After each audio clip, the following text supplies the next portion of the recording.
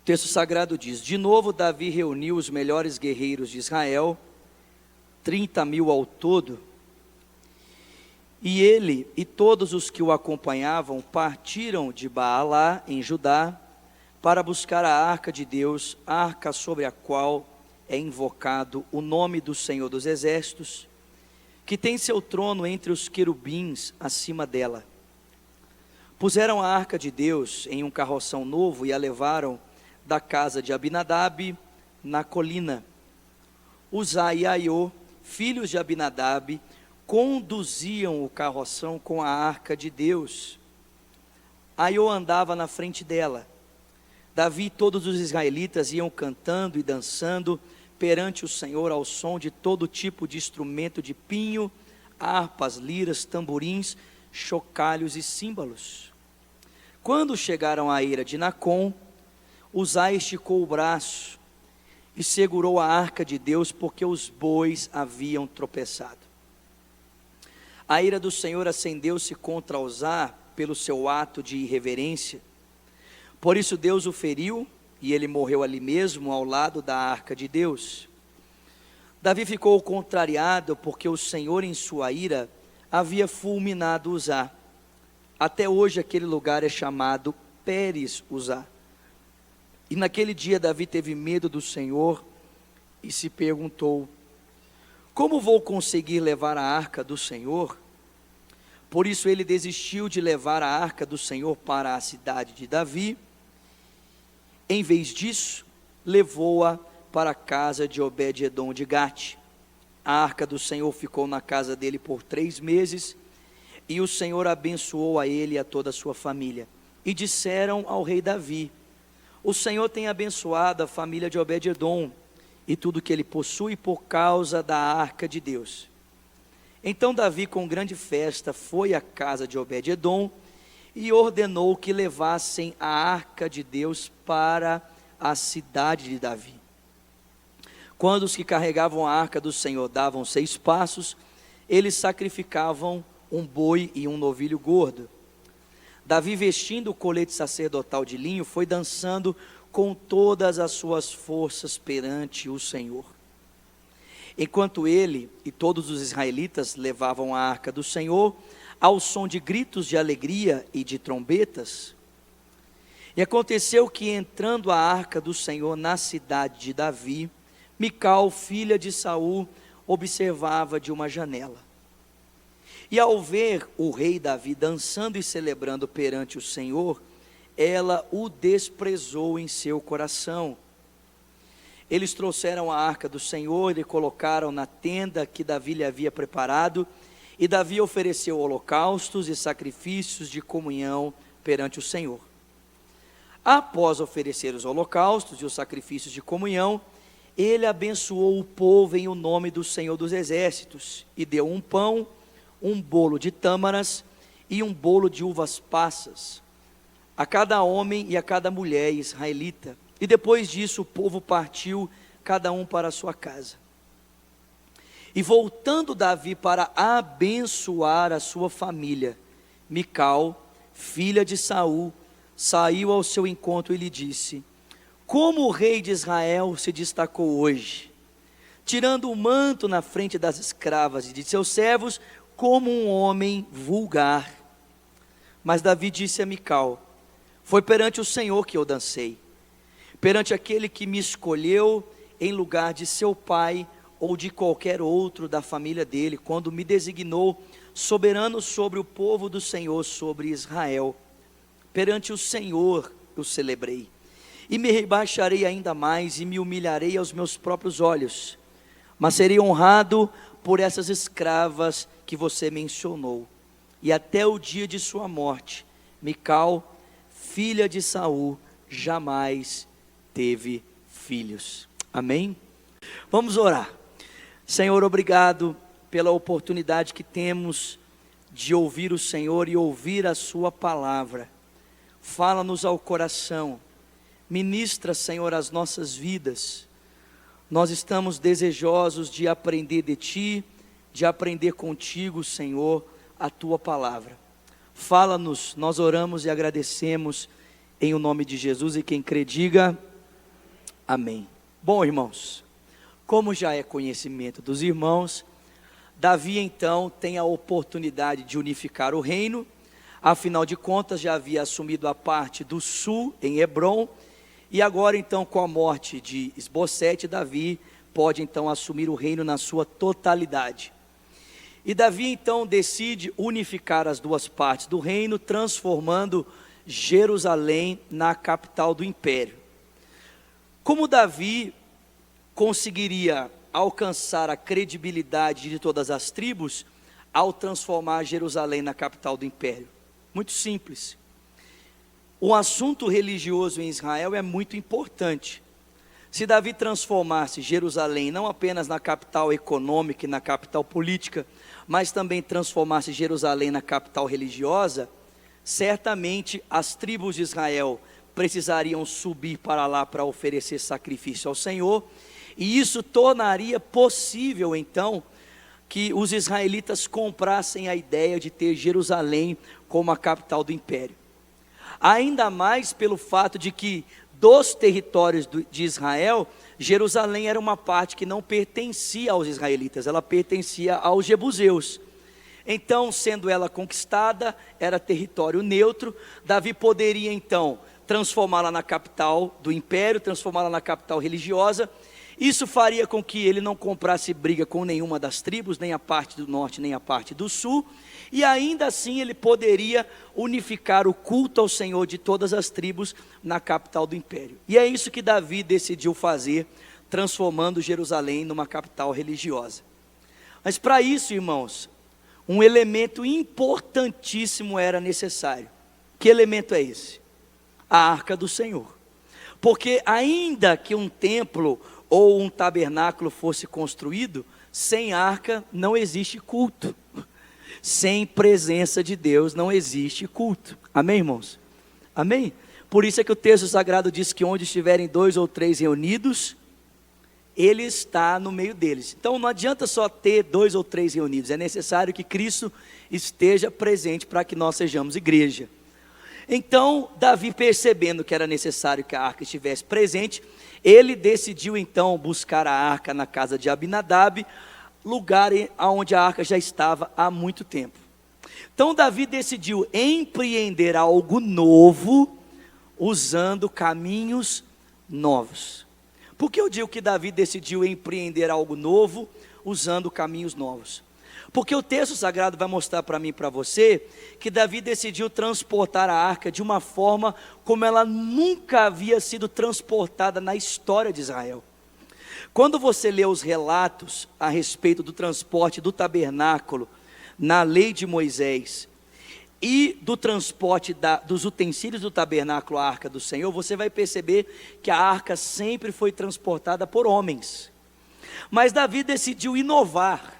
Ele decidiu transportar a arca em cima de um carro de boi, que era a invenção dos filisteus. Afinal de contas, irmãos, a arca já havia sido transportada assim em um outro momento.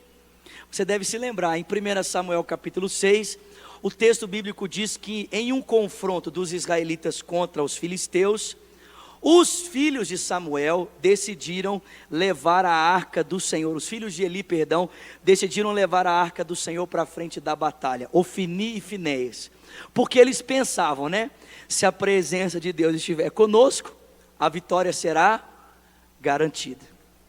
Pois bem, irmãos, a arca foi levada, mas em função do pecado de Israel e do pecado dos filhos de Eli, Ofni e Finéias, os israelitas perderam a batalha, e além de perderem a batalha, o texto diz que a arca foi capturada e foi levada para a terra dos filisteus, posta em Gate, no templo do seu Deus, no templo do Deus dos filisteus.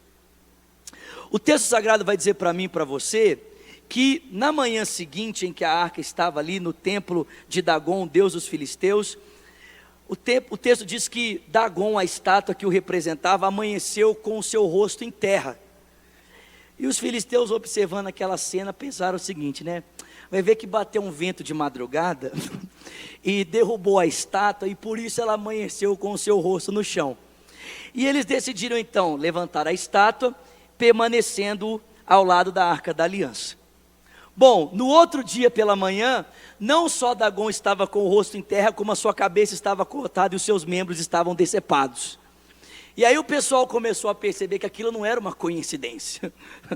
Aquilo era um problema sério que a arca do Senhor estava causando. Para piorar, irmãos, a arca de Deus não apenas começou a prejudicar o culto de Dagom no seu templo, mas ela começou a ferir os filisteus com câncer e causar uma praga de ratos na terra dos filisteus. De tal maneira que ela começou a ser transportada de cidade em cidade, até que chegou o momento que os filisteus disseram o seguinte: se nós permanecemos com essa arca aqui, sozinha, ela vai destruir todo o nosso arraial. Vamos mandar essa arca de volta para Jerusalém, oferecendo um sacrifício ao Deus de Israel. E como os filisteus decidiram fazer isso? Muito simples: vamos botar a arca em cima de uma carroça. Porque se os filisteus levassem a arca, você concorda que eles estavam correndo risco de vida entrando em território israelita? Sim ou não? Pois bem, irmãos, então a arca é colocada em cima de um carro de boi, e as ofertas são depositadas junto da arca. E os filisteus pensam o seguinte: se esse carro de boi marchar em direção à terra dos israelitas sem se desviar, realmente esse negócio foi coisa do Deus dos israelitas. Mas se ela, por um acaso, se desviar, então foi só uma simples coincidência e nós estamos tranquilos. O texto diz que a arca não apenas marchou sem se desviar para a direita e para a esquerda, como os bois começaram a mugir por todo o caminho. Então é o seguinte, irmão, eu particularmente adoro vaca. Alguém gosta de vaca aqui? Eu acho vaca um bicho bonito, irmãos. Eu acho que crente tem cara de vaca. Por quê? Porque eu acho que vaca é um bicho piedoso. Você já viu a cara da vaca? A vaca tem aquela cara assim de paz, assim. Você olha para ela, está assim, mu, né? Crente tem cara de bicho piedoso, assim, né? Bicho manso. Então eu fico imaginando as vacas assim, né? Mugindo, os filisteus olhando, aquela cena maravilhosa, né? As vacas se tornaram um sinal da presença de Deus. E quando o texto bíblico diz que a arca chegou em Israel, então ela foi recebida por 70 levitas e por Abinadab, e a empolgação deles foi tanta que a arca havia voltado, afinal de contas já havia tanto tempo que ela estava na terra dos filisteus, que eles resolveram tocar na arca, olhar para a arca, abrir a arca. Só que quando eles abriram a arca, 70 deles caíram mortos diante da presença de Deus. E aí o texto diz que diante da morte de 70 homens que curiosamente resolveram olhar para dentro da arca, o Abinadab resolveu hospedar a arca na casa dele. Bom, uma vez que a arca já tinha sido transportada uma vez numa carroça, por que não tentar novamente, não é, irmãos? E o Davi colocou então a arca em cima de uma carroça, e juntamente com 30.000 homens, o texto sagrado diz que Davi conduzia a arca juntamente com os filhos de Uzá, Aiô, e o outro que eu não lembro o nome aqui agora, e o texto diz que eles dançavam e celebravam a presença de Deus, até que a arca entrou na eira de Nacon. E quando você estuda um pouquinho da geografia, você descobre que esse solo não era um solo irregular, era um solo plano.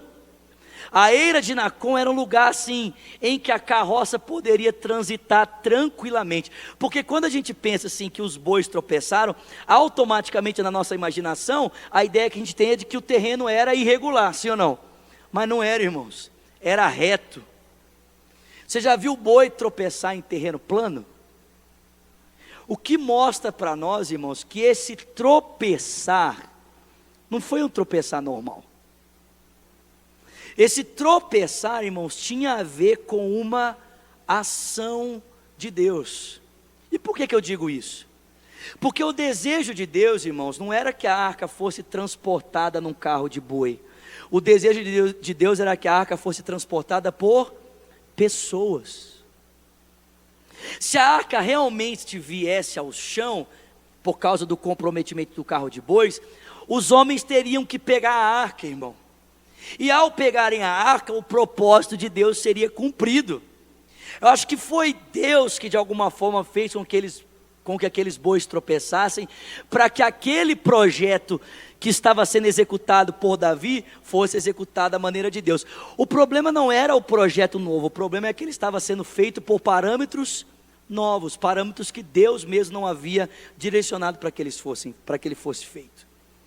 E o texto diz que quando a arca tropeçou, Uza, percebendo que de alguma forma aquele projeto estava se comprometendo pelo tropeçar dos bois, o que é que ele fez? O texto diz que ele estendeu a sua mão para tentar segurar algo que Deus estava chacoalhando.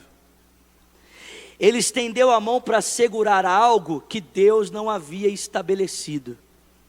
E o texto diz que porque Uzá tentou segurar algo que Deus havia chacoalhado, a ira do Senhor se acendeu contra ele, e ele foi fulminado imediatamente, diante de 29.999 homens, mais o rei Davi, né? Porque o Uzá fazia parte dos 30.000. Irmãos, o que é que nós aprendemos aqui? Nós aprendemos que o problema não é quando nós empreendemos novos projetos, não é quando nós empreendemos novos planos. O problema é quando nós empreendemos coisas novas, sem levar em consideração o parâmetro de Deus para que elas sejam executadas, a maneira de Deus para que elas sejam vividas. Deus não tem problema com os nossos sonhos, Deus não tem problema com os nossos projetos, mas Deus está muito interessado nas motivações, está muito interessado na maneira como nós entendemos que esses projetos hão de ser construídos. E é porque Davi não respeitou o propósito de Deus para que a arca fosse conduzida, que Deus feriu aquele homem chamado Uzá com a sua ira, para que Davi pudesse perceber que o próprio Deus estava impedindo que os seus projetos pessoais eles fossem realizados. Eu não sei se você consegue entender isso, mas foi Deus quem colocou a mão no peito de Davi e disse para ele: daqui você não passa. Você não vai passar daqui, camarada. Você só vai até aqui. É aqui que você vai ficar. Você já parou para pensar que Deus pode fazer isso comigo e com você? Que Deus pode colocar a mão no nosso peito, na nossa tentativa de empreendermos coisas novas, mas usando caminhos que não são os caminhos de Deus, dizendo para nós: daqui você não passa. E sabe o que é pior, gente? É que às vezes, por causa da nossa falta de discernimento, a gente pode pensar que isso tem a ver com uma pessoa. A gente pode pensar que isso tem a ver com uma circunstância. A gente pode pensar que isso tem a ver com alguma situação que fugiu ao nosso planejamento, né? A gente fala assim: não, fulano de tal me impediu, situação X me impediu, né? Olha, essa falta de planejamento nessa área me impediu. Irmão, deixa eu dizer uma coisa para você. Talvez não seja a pessoa X, e nem a falta de planejamento, e nem mesmo seja talvez uma circunstância que fugiu ao previsto. Talvez a pessoa que esteja impedindo que esse progresso, né, esse projeto vá à frente, seja o próprio Deus, colocando a mão dele no nosso peito, e nos fazendo perceber que se nós não observarmos a maneira como Ele espera que a sua vontade ela seja executada, irmãos, Ele mesmo vai se opor a nós. Não é isso que a Bíblia diz para mim e para você, lá em Tiago capítulo 4, verso 7? Chegai-vos a Deus, e Ele se achegará a vós outros. Purificai as mãos, pecadores. E vós que sois de ânimo dobre, limpai o coração. Afligi-vos, lamentai e chorai, converta-se o vosso riso em pranto, a vossa alegria em tristeza. Humilhai-vos debaixo da poderosa mão de Deus, para que Ele, ao seu tempo, vos exalte. Mas muitas vezes, ao invés de nós nos humilharmos, a gente quer permanecer altivo, né? E a gente quer insistir com Deus que a vontade dele seja feita. Mas o problema não é em que a vontade dele seja feita. O que a gente quer é que a vontade de Deus seja feita, mas da nossa maneira. A gente até quer viver os projetos de Deus, desde que os projetos de Deus aconteçam da forma como nós estamos desejando que eles aconteçam. É por isso que Deus botou a mão no peito de Davi e falou para ele: você não vai passar daqui. E o texto diz que a ira de Deus que foi direcionada contra Uzá causou indignação em Davi. O Davi ficou indignado, tipo, bateu o pezinho e falou assim: Deus está me impedindo de executar o meu plano. Ele ficou insatisfeito. E a insatisfação dele, sabe o que fez? Fez com que ele abandonasse imediatamente o seu projeto, destinando a arca do Senhor, para onde? Para a casa de um homem chamado Obed-edom. Você consegue perceber isso? Olha só, vê se você se identifica com esse cenário, vê se você se identifica com isso. Você está tentando fazer algo para Deus, e você não consegue fazer, porque você não leva em consideração os parâmetros de Deus, logo a mão de Deus não estará com você para executar. E aí Deus coloca a mão, impedindo que você dê prosseguimento ao seu planejamento, afinal de contas Deus não está compactuando com ele. E aí quando o negócio não dá certo, qual é a nossa tendência imediata? É ficar de birrinha com Deus, bater o pé e querer abandonar imediatamente aquele projeto. Afinal de contas, se Deus não me abençoou e ele não deu certo, então também Deus, eu não quero mais fazer isso. Não é isso que a gente faz? Sim ou não, irmãos? O Davi ficou revoltado.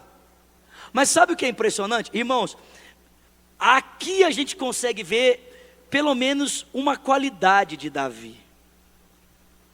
Porque diante desse cenário todo, a gente pelo menos consegue observar o coração contrito dele a respeito de um assunto.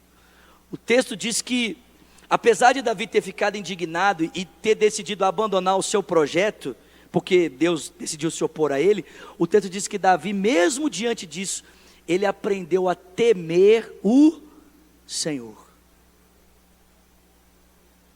Então, gente, apesar de muitas coisas estarem erradas aqui, diante da ação de Deus de impedi-lo, ainda que Davi tenha ficado indignado e imediatamente tenha decidido abandonar aquele projeto, afinal de contas Deus estava se opondo a ele, então se Deus não quer, eu também não quero, bato meu pezinho e faço birra, né? O texto diz que Davi aprendeu a temer a Deus. A ira de Deus contra Uzá fez com que Davi parasse, olhasse para si e pensasse: como eu posso fazer vir a mim a arca de Deus? Então, gente, num momento como esse, é muito importante esse tipo de pergunta, né? Como eu posso fazer vir a mim a arca de Deus? Ou como eu posso construir um empreendimento que glorifique o nome do Senhor? Ou como eu posso construir um relacionamento que culmine numa família que glorifique o nome do Senhor? Ou como eu posso me empreender ministerialmente de tal forma que o nome do Senhor seja glorificado? Ou como eu posso pensar todos os aspectos da minha vida, de maneira que a glória de Deus seja vista, uma vez que eu tenho tentado em alguns deles fazer a coisa da minha forma e não tem funcionado, eu tenho percebido claramente Deus me resistindo nesse sentido. E o texto diz que, então, indignado a respeito da decisão de Deus, Davi destinou a arca para a casa de um homem chamado Obed-edom. Eu já fiz essa pergunta semana passada, mas vale a pena fazer de novo, né? Vale a pena ver de novo, irmãos, né? Você, presta atenção, se você tivesse visto a arca matar um homem, só de tocar nela, você teria coragem de levar a arca para sua casa? Se você tivesse visto a arca matar 70 pessoas só de olhar para dentro dela, você teria coragem de levar a arca para sua casa? Imagina a mãe dos meninos, misericórdia esse negócio da minha casa, meus meninos, meus meninos. Mas o texto diz que ao invés da arca destruir a casa de Obed-edom, a arca o prosperou muitíssimo. O que mostra para nós, irmãos, que o problema não estava na arca, o problema estava no rei. É por isso que Davi então decidiu empreender algo novo, usando caminhos antigos. O texto diz que quando Davi teve notícias de que por 3 meses a família de Obed-edom estava prosperando muitíssimo por causa da presença de Deus, ele se levantou novamente para buscar a arca da aliança. Mas, perceba, a história agora está diferente, porque a arca não está sendo mais transportada, irmãos, por um carroção.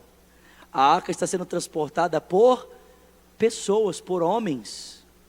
Se a gente ler primeira Crônicas, capítulo 15, a gente vai perceber claramente que Davi, então, ele consultou a lei do Senhor e percebeu que era necessário que os levitas se purificassem, que a arca fosse levada por eles e que sacrifícios fossem oferecidos para que a condução da arca fosse feita ao modo de Deus. E é isso que Davi faz. Davi se volta para a lei do Senhor, ele aprende como o projeto de Deus deve ser feito e ele então se põe a executar. E a cada 6 passos um sacrifício é feito, 6 passos um sacrifício é feito, até que a arca chega em Jerusalém e a multidão está ali reunida para celebrar a presença do Senhor. E o Davi não se contém, né? A alegria dele é tanta que ele, vestido, né, como um escravo, como um homem normal, dança com todas as suas forças diante da presença de Deus, ao ponto de a sua mulher ficar chocada. Bom, a alegria de Davi foi tanta, irmãos, que o texto diz que ele abençoou todo o povo, entregando a ele pães, bolos de passas e bolos de tâmaras. Ele abençoou o povo, e eu já disse para os irmãos, que segundo o costume judaico, o que Davi estava fazendo aqui, nada mais era do que abençoar o povo para prosperar. Davi estava declarando prosperidade sobre o povo de Israel. Agora, irmãos, presta atenção, prosperidade para os israelitas não tinha a ver apenas com a aquisição de bens materiais. Prosperidade para o povo de Israel tinha a ver com família grande. Porque para os israelitas, muitos filhos é prosperidade. O que Davi estava fazendo era dizer para o povo: agora volta para casa, meu filho, e quebra tudo. Volta para casa e faz a festa lá na sua casa. É isso que Davi estava fazendo. E o texto sagrado diz para mim e para você que quando ele, o próprio Davi, voltou para sua casa para abençoar a sua família, ele se encontrou com Mical. E como é que Mical estava, irmãos? Ela estava indignada. Agora, deixa eu fazer uma pergunta para você. Você, alguma vez na sua vida, já se sentiu incomodado com a alegria dos outros por causa de um problema que não tinha nada a ver com aquilo? Quantos aqui? Vocês entenderam a minha pergunta? Não? Vou repetir. Você já se sentiu indignado com a alegria de alguém, mas por causa de um outro assunto que não tinha nada a ver com aquela alegria? Alguém? Alguém aqui? Tipo assim, você aproveita aquela situação para descontar tudo que está acumulado? Alguém aqui? Entenderam, gente? Ótimo. Tem gente muito santa aqui, né? Tem gente que não levantou a mão. Enfim, né? Cada um presta conta da sua consciência diante do Senhor. Mas olha só, gente, eu já fiquei indignado demais assim. A indignação de Mical, gente, na verdade, não tinha tanto a ver com a dança do rei. A indignação de Mical tinha a ver com a sua história, irmãos. Porque você deve se lembrar que quando Mical foi dada em casamento a Davi, ela estava apaixonada por ele. Ele era o herói nacional, né? Ele era a bola da vez. Apaixonar com o cara que é o herói nacional, irmão, é muito fácil. É um facinho. Mas o texto diz que quando o pai de Mical, Saul, se voltou contra Davi, o laço entre eles se tornou comprometido. Porque Mical, em dúvidas a respeito de quem ela deveria permanecer fiel, se ao seu pai ou se a Davi, ela ajuda na fuga de Davi, mas ela não foge com ele. Ela permanece no palácio.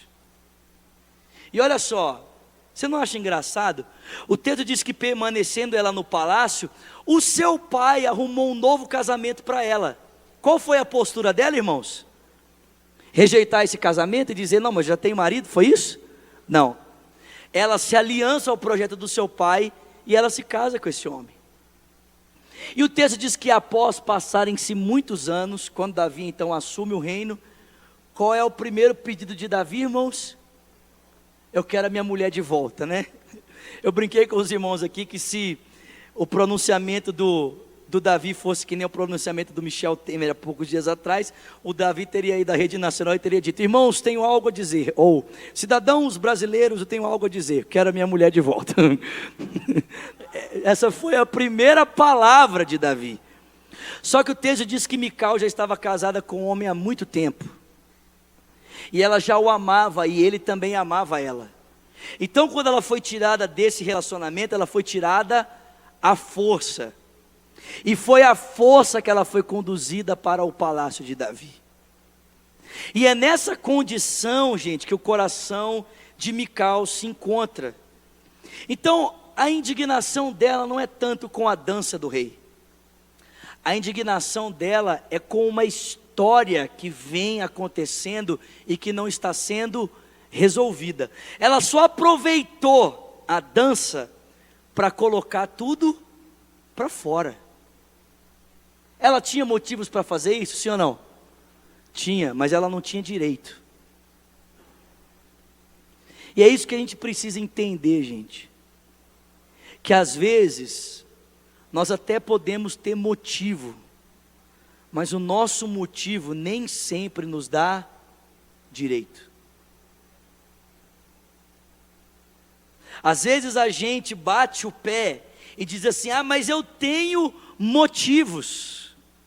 E em nome dos nossos motivos, a gente compromete as nossas relações interpessoais.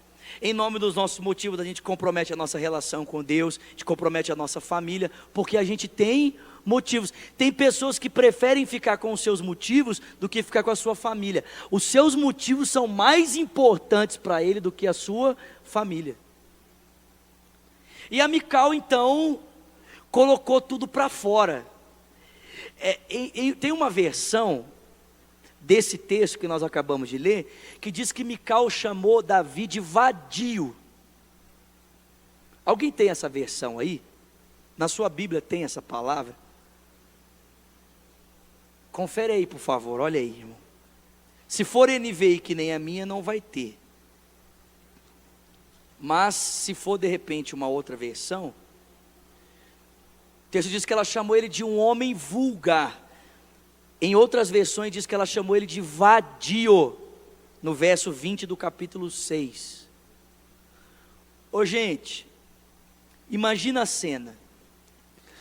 O Davi conseguiu realizar o seu empreendimento pela vontade de Deus, ele recorreu à vontade do Senhor, e o Senhor então o abençoou nos seus caminhos. Ele consegue levar a arca para Jerusalém, o seu coração está tomado de alegria, ele abençoa o povo para que o povo volte e prospere, e ele volta para sua casa para abençoar a sua família. E ao invés de Davi se deparar com uma mulher amorosa, por causa da sua história, ele se depara com uma mulher rixosa, uma mulher áspera, com uma mulher rude, dura. Qual é a reação de Davi, irmãos? Estender a mão e orar por ela. Senhor, repreende esses capeta de Mical em nome de Jesus. Sim ou não, irmãos?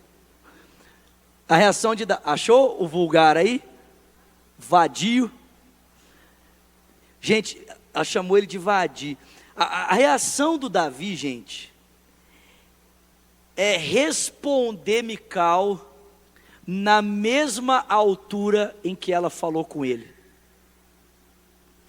Ao invés de Davi, de repente, olhar para Mical e perceber a sua dureza, e perguntar para ela: ô mulher, o que eu te fiz? Porque assim, até onde eu sei, da porta para cá, eu não fiz nada. O texto diz que, ao invés de Davi olhar para sua mulher, e talvez ao olhar para ela perceber que o seu coração estava machucado, e de repente questioná-la a respeito da sua dureza, Davi olhou para ela e falou assim: eu desonrado? Eu sou o vadio. Eu sou o vulgar. Bom, eu não sei se você percebeu, mas desonrada é você e a sua família. Desonrado é o seu pai. Desonrados são os seus irmãos. Porque eu não sei se você percebe, Mical, mas o seu pai e os seus irmãos foram desonrados, porque Deus tirou o reino deles e entregou nas minhas mãos. Você acha que eu sou um vadio qualquer porque eu dancei intensamente diante da arca do Senhor e das escravas? Pois deixa eu te dizer uma coisa: ainda mais eu vou fazer, vou me rebaixar ainda mais.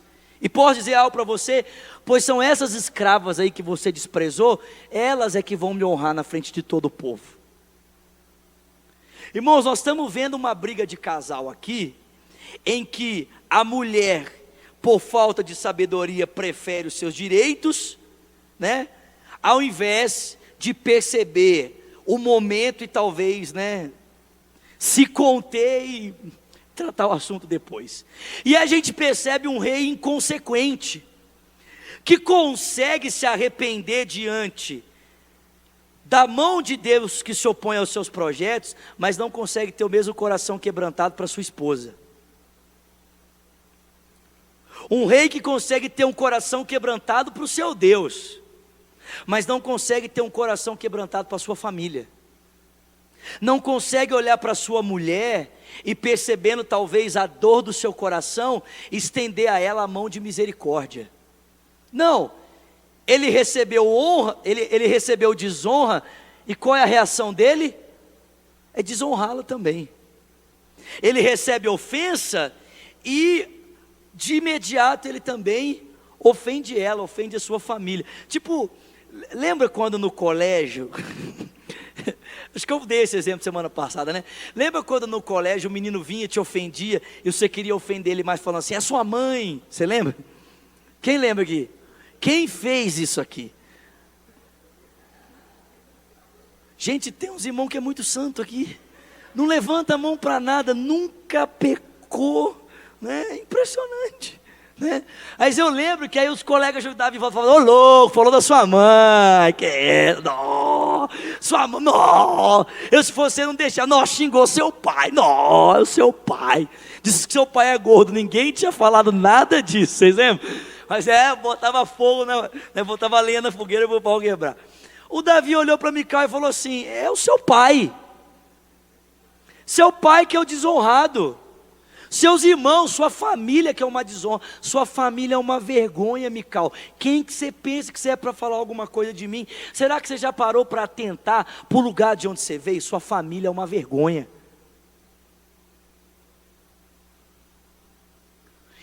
E o resultado daquilo que poderia, presta atenção, gente, escuta só, o resultado daquilo que poderia ser um homem voltando para sua casa para abençoar a sua mulher com prosperidade, se tornou a ocasião em que duas pessoas passaram a conviver dentro de uma mesma casa sem nunca mais se falarem. O texto termina dizendo que Mical nunca mais, ela não teve filhos. Mas o texto não diz que Mical não teve filhos porque Deus secou o seu ventre.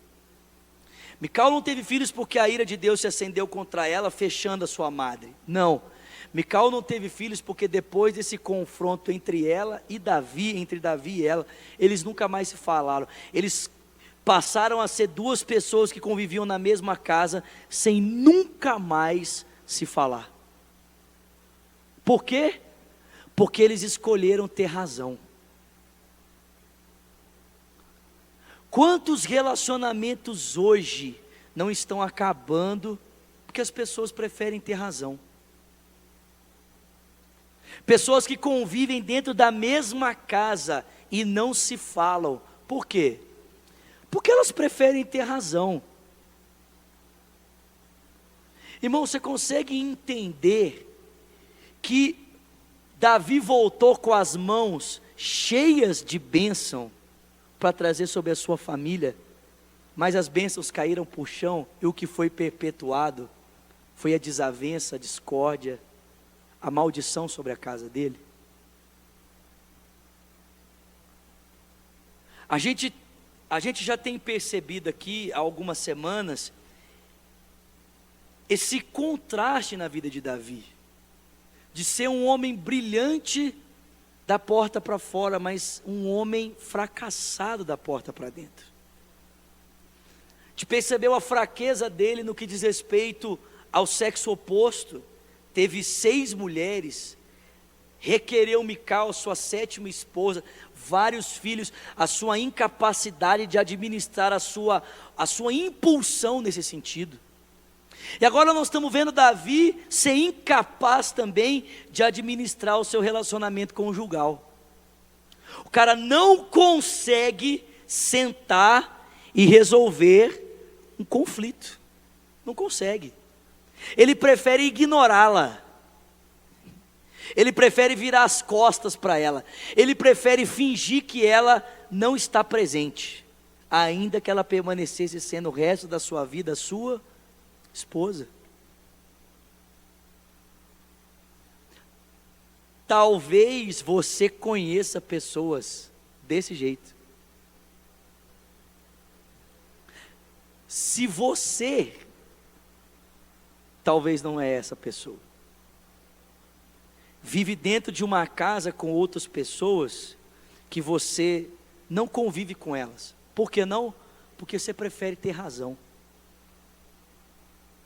Deixa eu dizer uma coisa para você, meu irmão. O que é mais importante? O relacionamento ou a sua razão? A sua família ou a sua razão? O que pesa mais? Sua razão ou a paz no seu ambiente de trabalho? O que pesa mais? Irmão, presta atenção, tem gente desgraçando a vida, porque prefere ter razão. Tipo assim, gente, eu tenho aprendido um negócio com Deus, eu vou falar isso e nós vamos encerrar. Eu tenho aprendido um negócio com Deus, eu não vou desgraçar a minha vida, não vou. Tipo, para que eu vou desgraçar a minha própria vida? Eu tenho aprendido isso com Deus. Então assim, às vezes eu estou no trânsito, e eu vejo, tipo assim, as pessoas desgraçando a vida delas no trânsito. O cara ficando indignado com o outro, porque o outro não dá preferência para ele. Ô meu filho, você não quer me dar preferência? Pode passar, fica à vontade. Uma hora ou outra eu vou conseguir entrar aqui, eu vou em paz do mesmo jeito.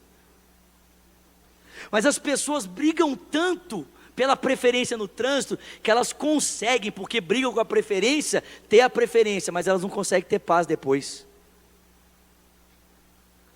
Que a pessoa briga, aí o nervo dela fica, depois ninguém sabe porque está todo mundo estressado. Vou dizer porque está todo mundo estressado, porque está todo mundo brigando por coisas que não fazem sentido. Simples. Meu irmão, tem coisas que não fazem sentido você brigar.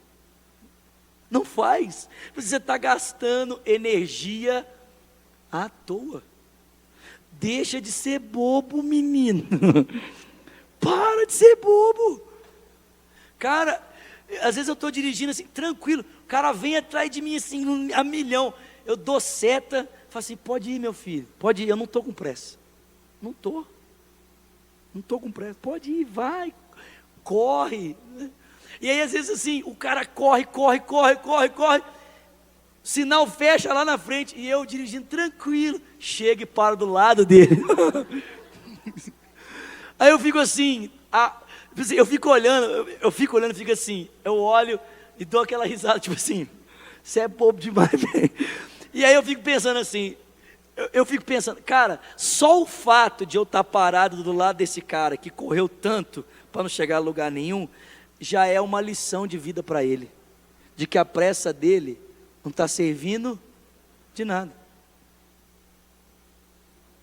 Mas às vezes nós somos impacientes, irmãos, nós somos inconsequentes, a gente não para pensar nas implicações das coisas que nós estamos fazendo.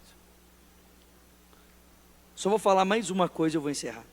Você já parou para perceber que na maior parte do tempo nós destruímos relacionamentos por coisas que são insignificantes? Tipo assim, eu nunca vi ninguém destruir um relacionamento por causa de um câncer.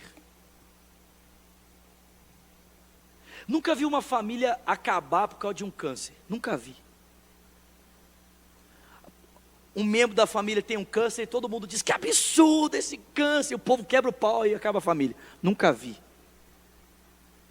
Eu já vi pessoas sofrerem muito por causa de um câncer no ambiente familiar. Normalmente, você já parou para perceber que a tragédia tende mais a nos unir do que a nos separar? Sim ou não? O pessoal fica apertado financeiramente, todo mundo chega junto, todo mundo tenta se ajudar. Acontece uma doença, o pessoal chega junto. Aí às vezes acontece um negócio ridículo. Exemplo, um membro da família deu um presente para um e não deu presente para o outro. Pronto. Confusão para o ano inteiro. Todo aniversário o cara lembra, mas naquele aniversário você deu presente para o ciclano e não deu presente para mim, sim ou não? Ô gente, nós brigamos por coisas insignificantes.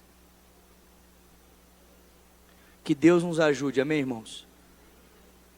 Que Deus nos ajude a empreendermos coisas novas, seguindo caminhos antigos, ou seja, buscando conhecer a vontade de Deus, os propósitos de Deus, a maneira como Deus espera que os nossos sonhos possam ser realizados. Deus não tem nada contra projetos novos, irmãos, mas Ele está preocupado com a motivação do nosso coração. E que Deus nos dê graça para levantarmos templos do lado de fora, abençoarmos pessoas do lado de fora, mas levantarmos templos dentro da nossa casa. Se a gente consegue unificar um povo todo do lado de fora, que Deus nos dê graça para unificar um povo aqui dentro também, com o estabelecimento da presença de Deus dentro da nossa casa, com a competência de administrar conflitos dentro de casa, para que o nome do Senhor seja glorificado dentro, também seja glorificado fora. Amém, irmãos? Glória a Deus. Fica de pé no seu lugar. Senhor, o Senhor tem nos ensinado, ó Deus, verdades profundas, quando nós temos parado aqui para olhar para a vida de Davi, Senhor.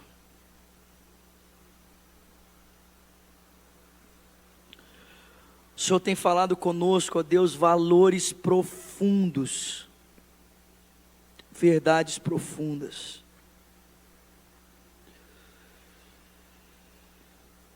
Deus, ajuda-nos não apenas a entendê-las, ajuda-nos também a colocá-las em prática.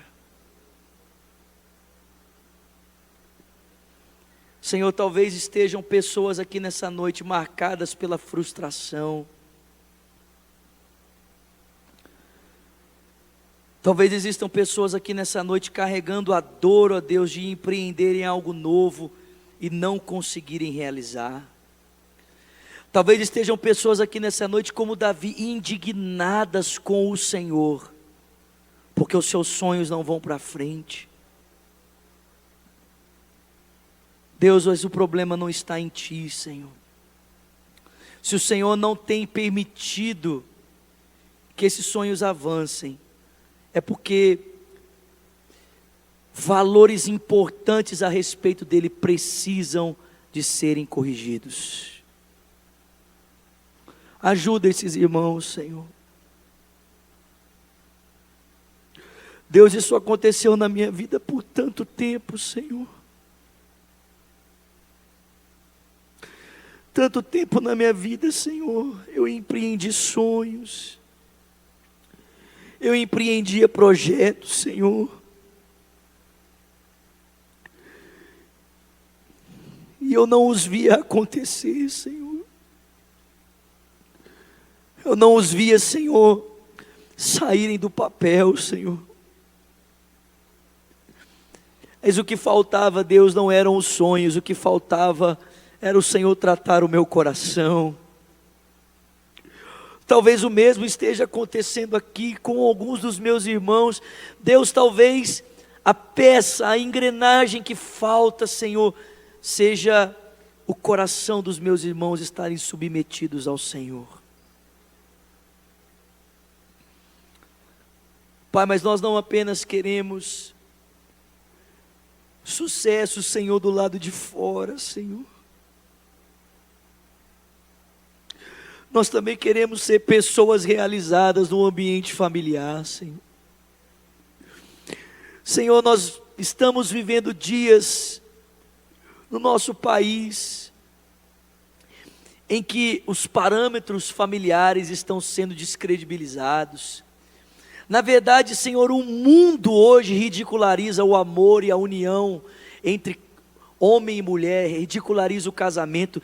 Essa semana, Senhor, quantas pessoas não ridicularizaram, ó Deus, o casamento e o amor por causa da separação da Angelina Jolie, ó Deus, e do Brad Pitt, Senhor. O mundo inteiro se mobilizou para falar mal, ó Deus, do casamento, para questionar se o amor ainda existe, Senhor, por causa da separação desse casal. Pai, muitas vezes as igrejas, dentro das nossas comunidades, não é diferente, famílias se dissolvendo, ó Deus, porque pessoas preferem se agarrar à sua razão, pensam que a sua razão é mais importante do que a família. Senhor, eu oro aqui essa noite, para que se existe alguém aqui, que tem levado mágoa no seu coração, amargura, talvez, ó Deus, uma esposa, talvez um marido, Senhor, que como Micael, ó Deus, foi acumulando coisas com o passar do tempo, e não dispôs o seu coração para ser curado, não dispôs o seu coração para ser tratado, Senhor.